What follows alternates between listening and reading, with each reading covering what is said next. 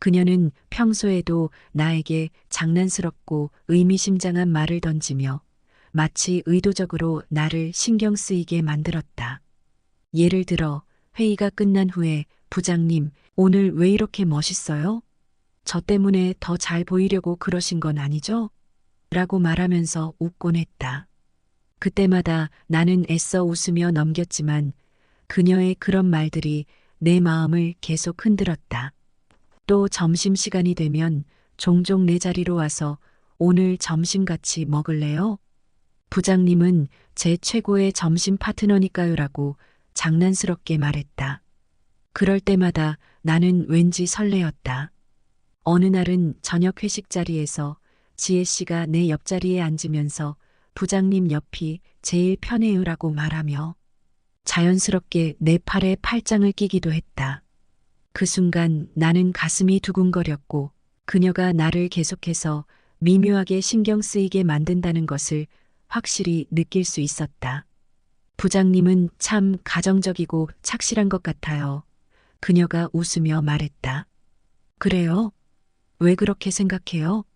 집에서는 꿔다 놓은 보릿자루처럼 취급받는 내가 그녀 눈에는 애처가로 보인다는 사실이 좀 우스웠다.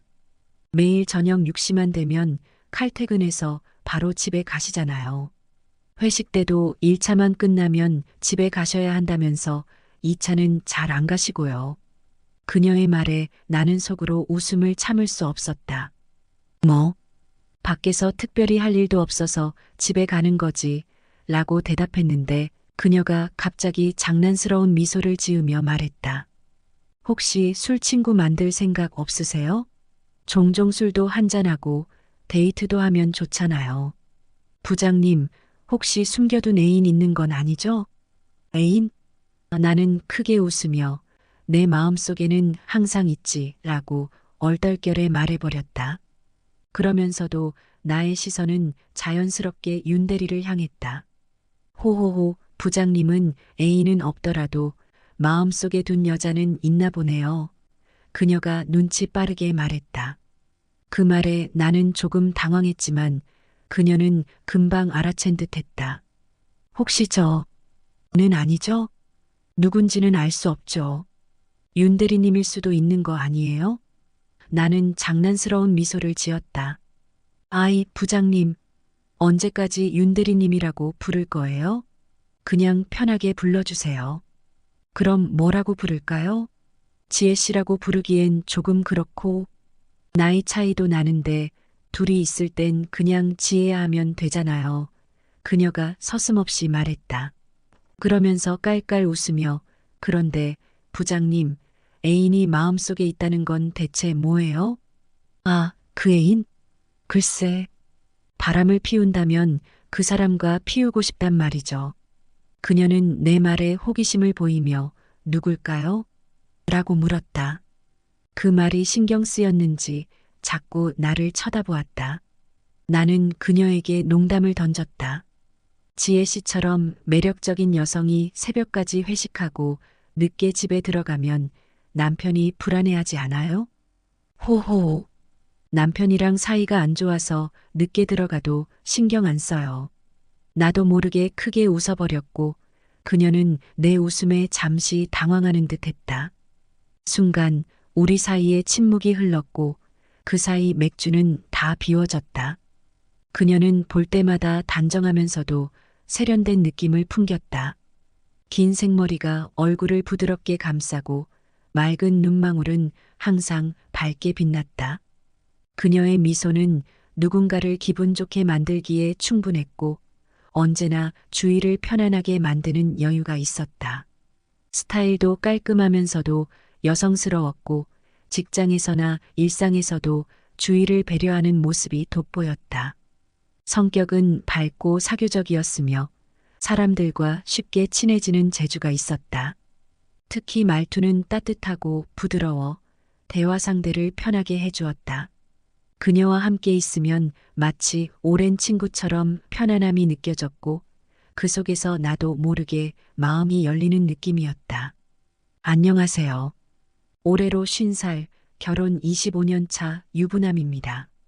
20대 초반 아버지의 사업 실패와 가정 문제로 집안은 급격히 기울었고 저는 대학을 잠시 휴학한 채 군대에 다녀온 후 등록금을 벌기 위해 온갖 일을 해야만 했습니다.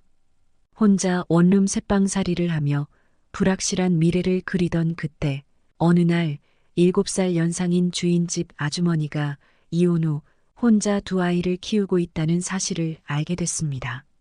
그녀는 그 시절 저에게 한 줄기 빛과 같았습니다. 경제력도 있었고 무엇보다 저를 너무 사랑했습니다. 처음엔 나이 많은 이혼녀라는 점에 다소 망설이기도 했지만 두 아이도 나를 따랐고 소소한 행복을 느끼면서 점점 그녀에게 의지하고 사랑하게 됐습니다. 주변 지인들은 왜 하필 애 딸린 이혼녀냐며 말리기도 했지만 그녀는 저에게 든든한 버팀목이었고 결국 2년 만에 결혼에 골인했습니다. 제 나이 26살, 그녀는 33살이었죠. 그렇게 결혼한 지 어느덧 25년이 흘렀다. 하지만 어느 순간부터인가 아내와의 관계는 급격히 소원해졌고 나보다 7살이나 연상인 그녀는 더 이상 내 눈에 사랑스러운 여자가 아니었다. 자꾸 불어나는 체중과 주름, 거침없이 쏟아내는 잔소리들. 피곤하다, 오늘은 회식이 늦어졌다 같은 핑계로 그녀를 피하기 일쑤였다. 아내와의 다툼은 점점 더 자주 일어났고 결국 우리는 1년째 각방을 쓰고 있었다. 그러다 우연히 나도 모르게 바람을 피우게 된 계기가 찾아왔다. 회사에서 늘 웃음이 끊이지 않는 그녀, 윤지의 대리가 내 마음을 송두리째 흔들어 놓기 시작한 것이다. 33살 유부녀인 그녀는 나의 이상형 그 자체였다. 해맑게 웃는 모습에 애교 섞인 목소리로 대화를 이어갈 때마다 가슴이 두근거렸다. 그녀의 결혼 사실도 아이가 둘이라는 사실도 이미 알고 있었지만 이상하게도 그 사실은 내 마음에 전혀 걸림돌이 되지 않았다. 오히려 그런 그녀를 보며 더 설레었다. 3년 전부터 시작된 내 짝사랑은 사무실 안에서만 은밀히 이어져 왔다. 집에선 아내에게 소외감을 느꼈지만 사무실에서는 그녀를 보는 것만으로도 하루가 행복했다.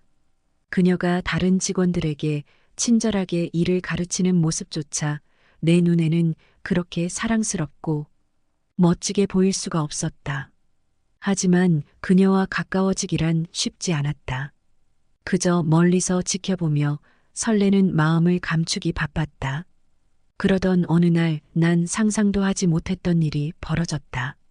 사무실에서 그녀와 눈이 딱 마주쳤고 내가 당황하며 시선을 피하려던 그 순간 윤대리가 내게 왼쪽 눈을 살짝 감으며 윙크를 하는 것이 아닌가.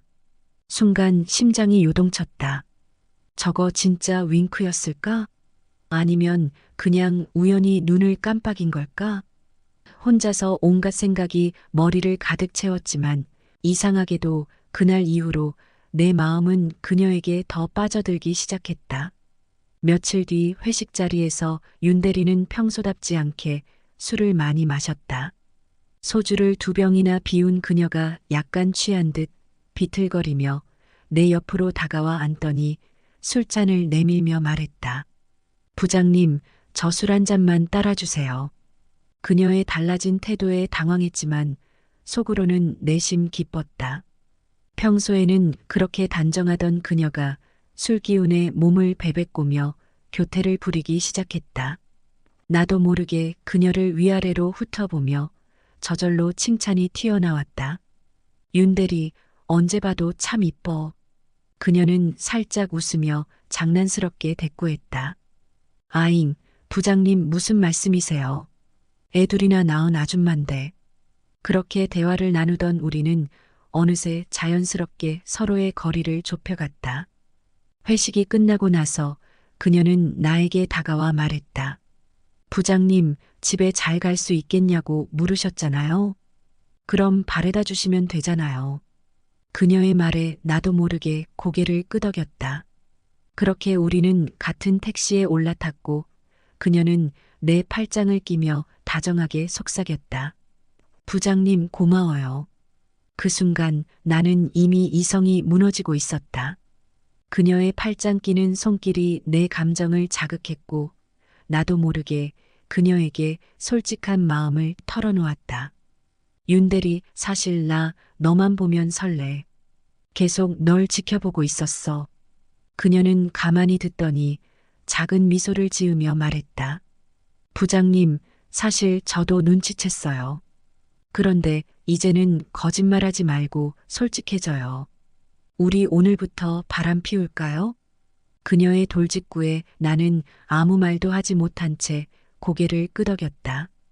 윤지의 대리는 둘째 출산 이후부터 남편과 각방을 쓴다고 나직이 털어놨다.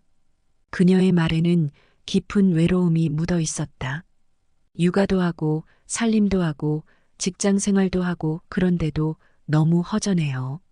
매일 바쁘게 살지만 내 마음을 채워주는 건 없는 것 같아요.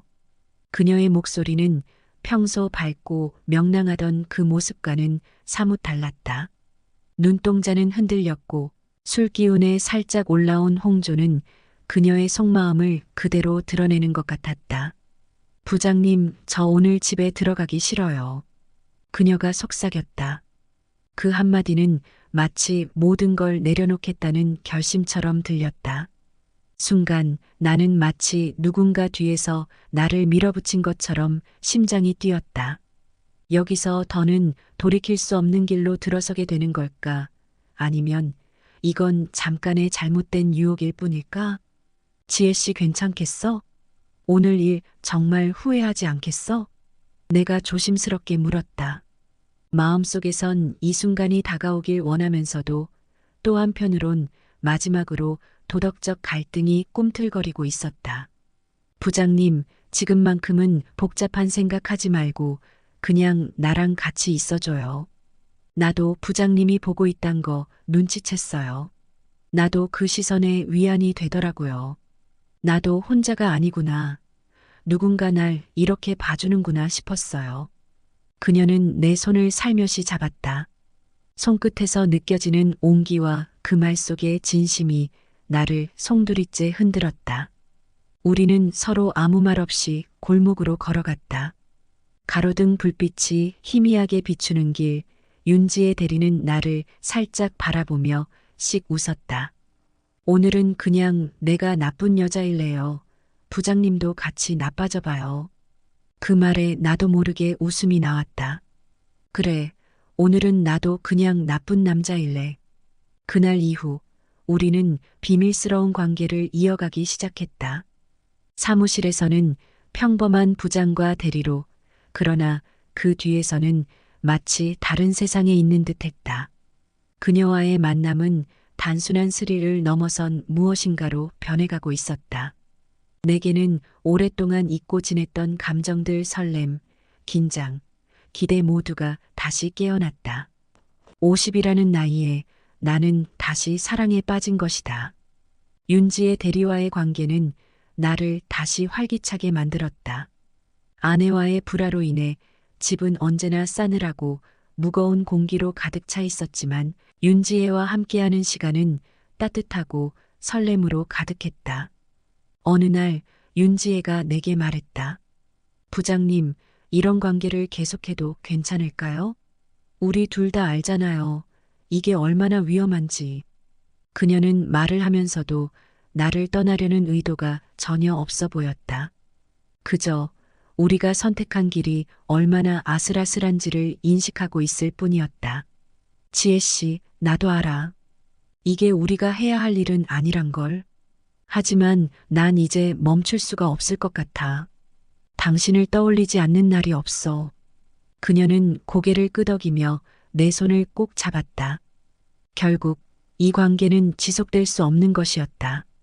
윤지혜와 나는 너무 다른 세계에 살고 있었고 우리가 속한 현실은 결코 이 비밀스러운 만남을 영원히 허락하지 않았다. 그녀는 두 아이의 엄마이고 나는 가정을 가진 사람이다. 우리의 만남은 일시적인 위안이었고 현실의 벽 앞에서 우리는 서서히 무너져 내렸다. 시간이 지날수록 그녀도 나도 이 관계가 점점 더 큰 무게로 다가오는 것을 느꼈다. 윤지혜는 결국 자신의 가족을 지켜야 한다는 사실을 깨닫기 시작했고, 나 역시 나이를 먹어감에 따라 가정의 책임을 피할 수 없다는 것을 깨달았다. 그렇게 우리는 끝을 맞이해야 했다. 마치 처음부터 아무 일도 없었던 것처럼 서서히 서로의 삶에서 멀어져 갔다. 사무실에서 다시 평범한 동료로 돌아갔고, 비밀스러운 시선도 은밀한 미소도 더 이상 없었다.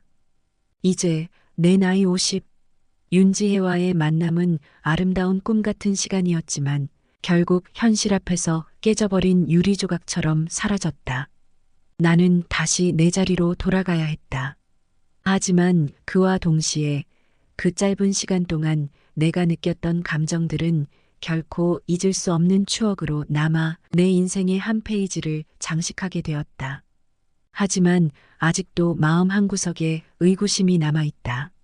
행복하지 않은 결혼 생활을 단지 주변 사람들의 시선과 사회적 의무감 때문에 이어가는 것이 과연 옳은 판단일까?